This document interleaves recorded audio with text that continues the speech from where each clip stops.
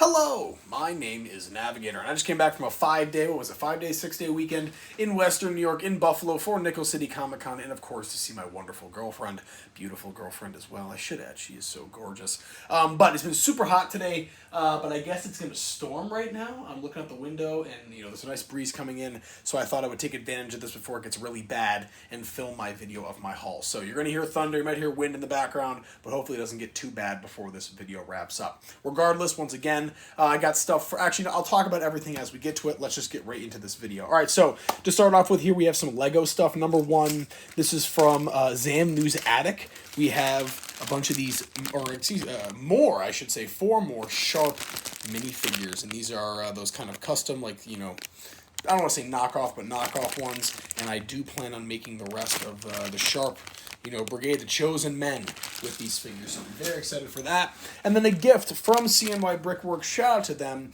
I recently lost a Clutch Powers minifigure, and they were so kind as to hook me up with another. So real big shout out to CNY Brickworks in New Hartford, New York. Continuing on, I have some loose action figures here. Number one, from Fox Prowl Toys and Comics in Batavia, New York, we got the N2 Toys Road Warrior Mad Max figure for $25. I thought that was a great price. I have always wanted this figure, never seen it in person, and for $25, I was like, you know what? I can't not pick this up. I need a Mad Max figure for the collection. I do have one Mad Max collectible in the collection. That's one of the little cars from the video games. But for now, this is the only Mad Max figure, and the first that I have in the collection. Continuing on from there, one loose figure that I grabbed from That 80s Toy Shop in Tonawanda, New York this weekend was the Silver Surfer. I do have a couple other things that I grabbed from That 80s that I'll show off here in a little bit. But this was just a loose Silver Surfer from 2015. This is the Walgreens exclusive. No board, just kind of came as is, but still really cool, and I'm going to add him to my MCU shelf. And then speaking of MCU, I guess we'll get these two out of the way. From Zamnews Attic, yet again, we have a loose Marvel Legends Logan, kind of the limo driver Logan, and this is incredible. I totally forgot they made this figure in, $40. I thought it was a reasonable price, so I'm very content with getting this. Super stoked for this. I'm definitely going to throw this into my MCU shelf. Very excited for that. We have the extra head and the arms as well, if you guys were curious. That's the extra head right there. Let's get a little focus on there. Come on, baby. Sorry, I kind of tripped there a little bit. Really? You're really not going to do me a solid there? You guys get the picture. What am I doing? All right, next up from Zamnews Attic, once again, we do have the Infinity War Captain America. I just like the bearded one. I really like this one. I could have gotten this for $10 at Ollie's when it was $10 at Ollie's, but I always passed it up. But I'm glad once again to have an Infinity War Captain America in my collection. I had the other version of this at one point. Recently sold it, but Zamnews Attic was able to hook me up with all of the fixings here, including the extra head sculpt. There we go. We also have another Elite Trooper to add to my Bad Batch shelf. Just another quick one to throw in there. Very sweet. And then I also grabbed a DC Universe Classics Raven. It's very rare that I find a loose DC Classics figure that I don't have. So this is super cool, and you can hear the thunder and the rain in the background.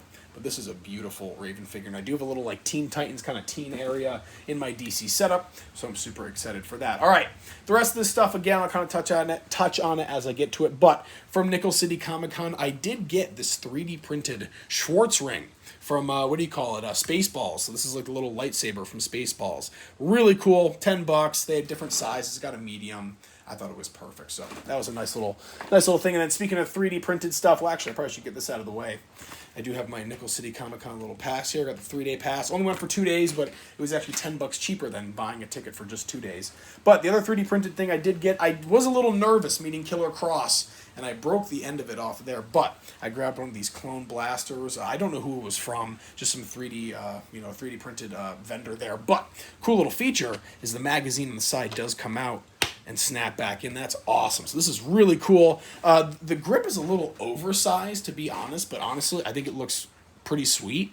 And this is just incredible. So I got to be a little careful with it. Again, it is 3D printed, but for the most part, this thing is solid. So I'm very happy with this. I had this big idea of buying one of those, like lightsabers that they always sell at conventions. And then I saw this and I was like, you know what? I'm going to do something different. Instead of getting the lightsaber, I'm going to get the gun. And you guys know me. I love guns. So this is super sweet. Love that. There we go. take back Camino with that one was the little Facebook post that I made. The only autograph that I did get at Nickel City Comic Con this year was that of Ron Perlman, who plays Hellboy. And I do have this Right Hand of Doom little key bank here. What I did is I hollowed out the bottom so I could stick my hand in there if I wanted to, kind of move it around. Maybe I'll do a cosplay one day, but I did have Ron Perlman sign it right there. And he did use a Sharpie. I was a little disappointed. I was thinking maybe you could use a paint pen or something, but it still looks nice. It'll stay on there, and I'm very pleased. He was really cool. I like incredibly chill, playing Frank Sinatra, having a great time, sunglasses on top of his head like I do. He was awesome. Love Ron Perlman. Great to meet him. All right, the last stuff that we have here is just some inbox stuff, but really quick, I want to show off some project bags that I grabbed from Bricks and Minifigs in South Buffalo, Hamburg, New York. Yeah, it's Hamburg, not South Buffalo. Yeah, Hamburg, New York. This is the Duel on Geonosis playset. There you go. You can hear the thunder there, but the Duel on Geonosis playset. It's all kind of broken up and stuff, but I have most of it. No minifigs, but I'm really excited. I'm going to turn that into a little Jango Fett mock. I'm sure you guys will like it. And this was the other project bag that I grabbed. I want to turn it into like Jango Fett landing on Geonosis and meeting with Count Dooku. So it's going to be like a Geonosis landing pad. And I got these little Star Wars sets too to kind of add to it. I like this little landing area. And then this is that Duel of the Fates set. So this is actually really cool. This is like a whole set right in there. I'm very excited for that. And I actually already have it, so that'll be really cool. I can probably just sell that off or something.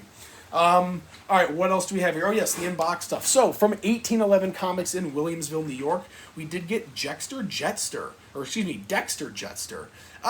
thought, it was $12. I kind of wanted to buy something there. I had a little itch, and I was like, you know what? This would be a good little bartender. I've been looking for a good bartender for my Bad Batch collection, and I mean, this guy fits the bill. He's in a little chef outfit and everything. Comes with a little pipe and the butcher knives, so I thought this was perfect. So shout out to 1811 Comics in Williamsville, New York, for hooking me up with Dexter Jetster.